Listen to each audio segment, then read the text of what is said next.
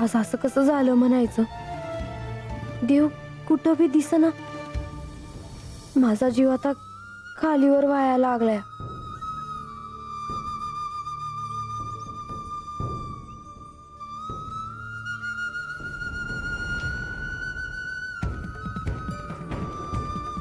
किती वेळ अजून त्यासनी हुडकायचं आणि ह्या भल्या मोठ्या पठारावर त्यासनी हुडकू तरी कुठं? पर असं कधी झालं नाही का म्या हाता आले आणि तेच आलं नाहीत. आज पहिल्यांदाच असं झालंय. पर ते आलं तरी असत्याल ना आता.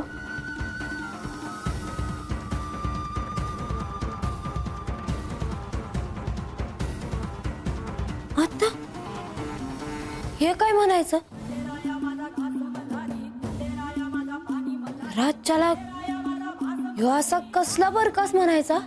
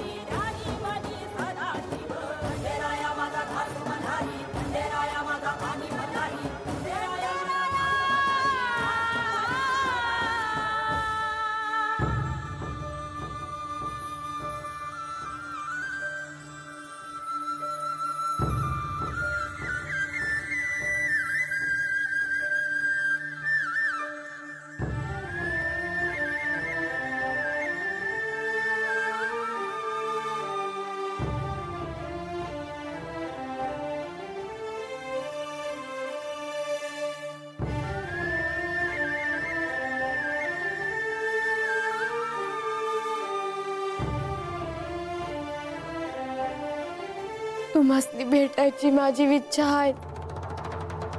ते तुम्ही वळखलं देवा. आणि मला या हळदीच्या शिवलिंगाच्या रूपातून दर्शन दिलं सा. म्या बापडीत तुमच्या रूपाचं दर्शन कधी मिळल म्हणून हाता आले बघा. तुमच्या प्रेमात मी इतकी बुडले होते का मला तुमच्या मूळ रूपाचा विसर पडला देवा.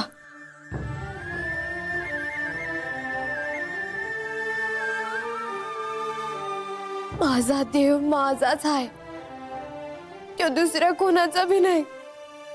हेच माझ्या मनानं पक्क केलं होतं देवा. पर मी हे विसरले का तुम्ही महादेव आहात. खंडेराय म्हणजे प्रत्येक महादेव आहेत आणि महादेव म्हणजेच खंडेराय. हळदीचं हे शिवलिंग म्हणजे तुम्ही माझं देव. तुम्हासनी भेटण्यासाठी मला महाराजांनी हळदीचं शिवलिंग करायला सांगितलं. तेव्हा धरणं या मनात तुमचाच धावा मी करत आले देवा. आज तुम्हासनी भेटावं आणि मनात जे आहे ते समज बोलावं म्हणून मी घरून निघाले. तुमच्यावर रागावून आता येई पतूर माझ्या डोसक्यात हेच चालू होतं बघा. आणि हाता आल्यावर या हळदीच्या शिवलिंगामुळे मला समजलं का मी किती चुकीचा विचार केला. आपण कोणा संकट बांधणार होतो हे समजलं बघा. देवा तुम्ही लई मोठा आहेसा. मी तुमच्या मोरत चिटपाखरू बी नाही बघा. तरी भी तुम्ही माझ्या संकट लगीन करणार आहेसा हे माझं भाग्य आहे. मी तुमच्यावर रागावले हे चुकलं माझं. माझी चूक पदरात घ्या देवा.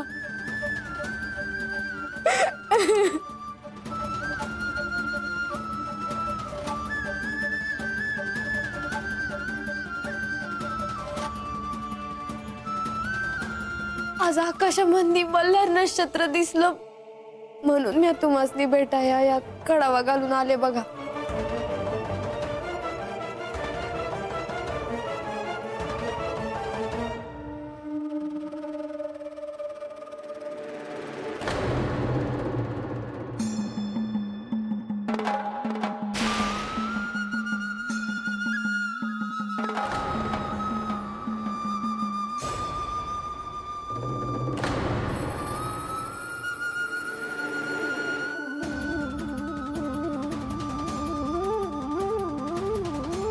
देवा, मला आता निघाया हवं, पर मी तुमची वाट बघते. तुमची भानू तुमची वाट बघती आहे, ध्यानात असू द्याची.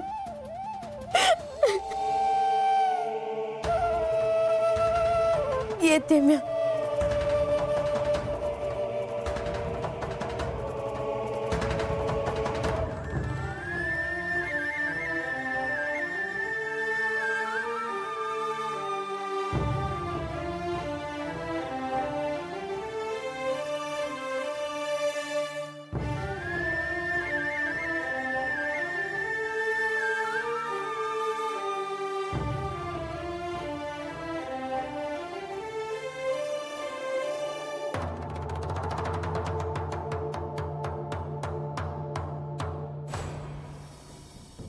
आता मी कुणा संग बोलू, कुणासनी विचारू का तुम्ही मला कधी भेटणार. देवा, आता हे तुम्हासनी भेटावं आहे का म्या आता तुमच्या बिगर नाही जगणार. तुम्ही माझा समद आहात. महाराज म्हणलं तुम्ही माझ्या संग लगीन कराया जेजुरीहून निघाला आहेसा. ते पाहुणं म्हणलं तर तुम्ही गोदावरी नदी पल्याडाला आहेसा. पण देवा, इतकं जवळ येऊन बी माझ्या वस्तीवर यायला इतका काही वेळ लागतो आहे तुम्हासनी. आणि जो पतूर तुम्ही येत नाहीसा तो पतूर माझ्या जीवाला घोर लागून राहिला आहे बघा.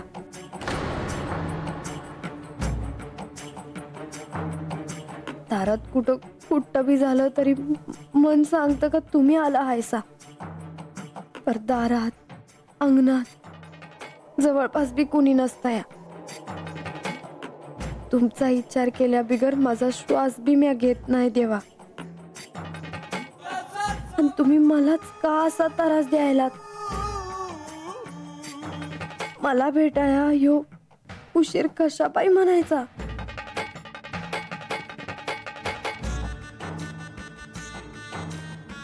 आणि असं झालं का मनात काय काय विचार येतात ते कसं सांगू तुम्हासनी. आणि ह्यो इसे काढू तरी कोणा मोर. तेव्हा आता काय बी करा, पर ह्या बापडीला दर्शन द्या देवा. आता नाही राहावत.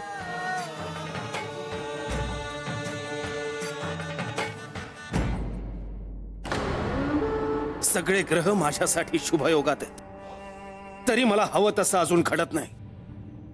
जेजुरीत तो खंडोबा नाही, कुठे दडून बसलाय ठाऊक नाही. त्याची बायको म्हाळसा एकटी आहे जेजुरीत. आता कसली वाट पाहतोय मी. बंधू, बंधू, काय आभाळ कोसळलं की काय? काय झालं? बंधू, आनंदाची वार्ता आहे. सांग. कुंभकाच्या या राज्यात सगळे शुभवार्ता ऐकण्यासाठी आसुसले. बंधू, दैत्यकुळाचे दृष्टचक्र संपले आहे. दैत्यकुळाचा उद्धार होणार. कोण आहे असं ज्याची स्तुती तू करतोयस? हे तिघे विद्युन्माली, तारका कक्ष, वीर्यवान हे तिथे अनेक वर्षे ब्रह्मदेवांचे ध्यान करतायत. त्यांची तपस्या कधीही पूर्ण होईल. ब्रह्मदेवालाही या दैत्यांना वरदान दिल्याशिवाय पर्याय नाही. सगळी शस्त्रागारातून बाहेर काढा. सगळ्या सैन्याला युद्ध सरावासाठी बाहेर काढा. आता या कुंभकाच्या विजयाला कोणीच थांबवू शकत नाही. पण बंधू, अजून त्यांची तपस्या पूर्ण झाली नाही. त्यांची तपस्या पूर्ण होणार, त्यांना ब्रह्माचं वरदानही मिळणार आणि मी जेजुरीवर आक्रमण करणार। खंडोबा, तू जिथे कुठे असशील तिथे तयार राहा। येतो आता।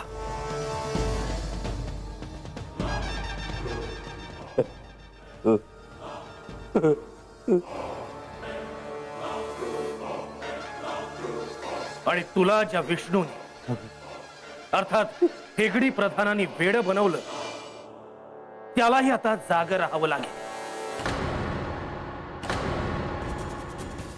सगळे प्रतिशोध एकाच वेळी घेऊ आपण।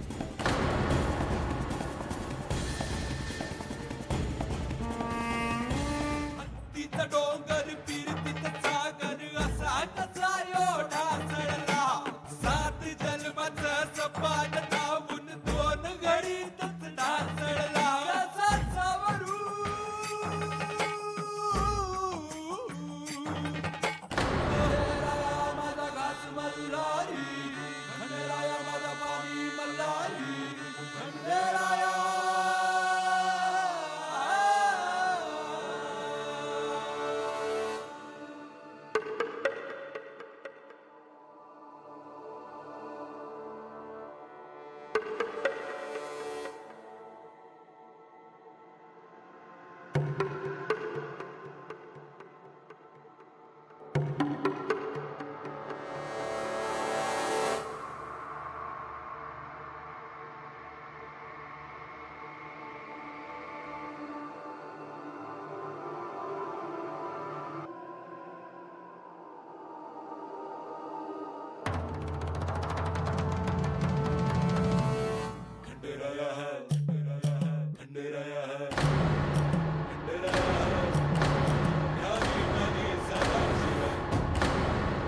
देवी,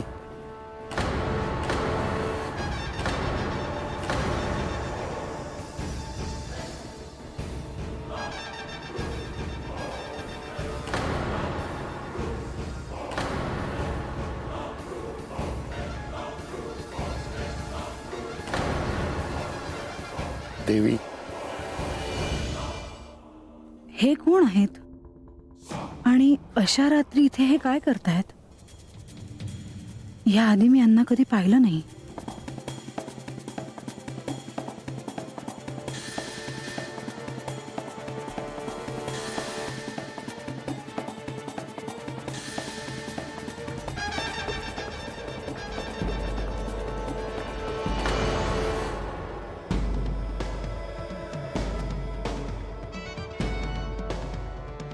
देवी, म्हाळसा,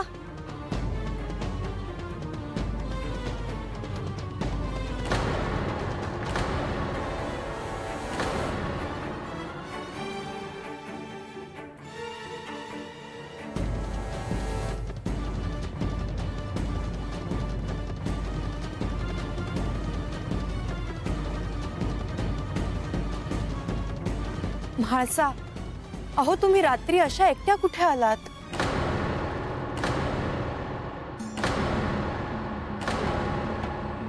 देवी, तुम्ही असं रात्रीचं बाहेर पडणं सुरक्षित नाही।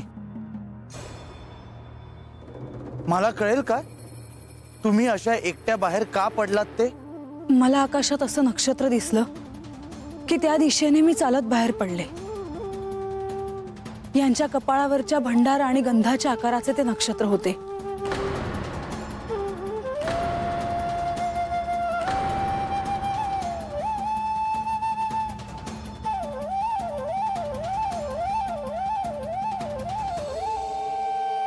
कुठे आहे?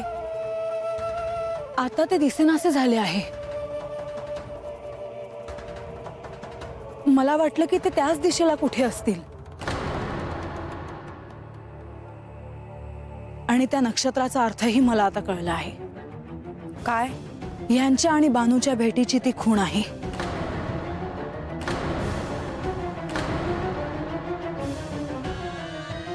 आता सगळ्या जगाला कळले आहे की हे पत्नीला सोडून परस्त्रीकडे गेले आहेत।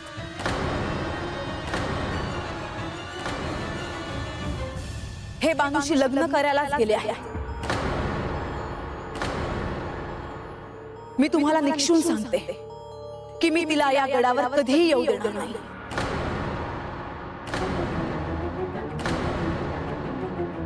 देवी शांत व्हा.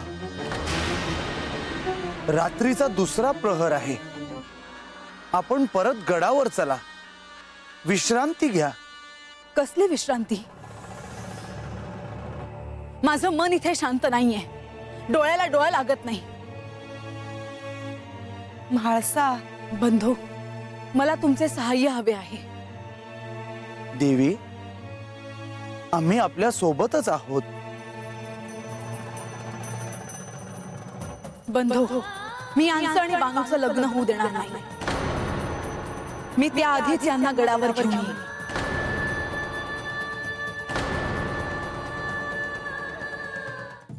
म्हाळसा, तुम्ही शांत व्हा. आपण गडावर जाऊ आणि काही तोडगा काढू. चला.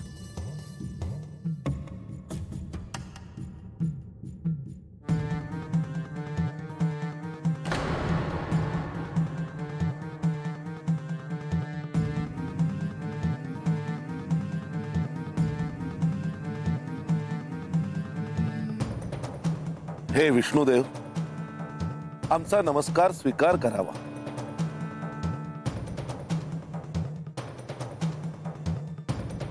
मल्लासूर, मणी, तुम्ही देवींसमोर का गेलात? हे प्रभो, श्री खंडेरायाने दिलेल्या आशीर्वादामुळेच आमचा ह्या जेजुरी गडावर निवास आहे. काही चूक झाली असेल तर क्षमा करा. मणी, तसं नव्हे, परंतु ही योग्य वेळ नव्हे. हे माधवा, सूर्योदयाला देवाचं आणि देवींचं दर्शन व्हायचं. आता देव गडावर नाहीत, पण आज देवींचंही दर्शन झालं नाही. म्हणून त्यांच्या दर्शनासाठी, त्यांना प्रणाम करण्यासाठी मी त्यांना सामोरा गेलो. कळले, चिंता नसावी. आता देवांचं दर्शन कधी होणार? मल्लासूर, तुझ्यामुळे श्री खंडेरायांचे नाव मल्हारी म्हणून प्रचलित आहे. धीर धरा. मल्हारी मार्तंड हा जेजुरी गड सोडून कायमचे कधी जातील का? सुखी असावे. येतो मी.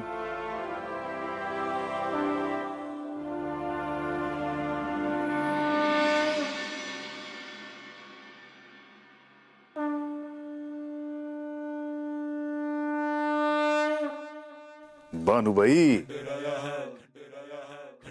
एवढ्या रातच्याला तुम्ही बाहेर?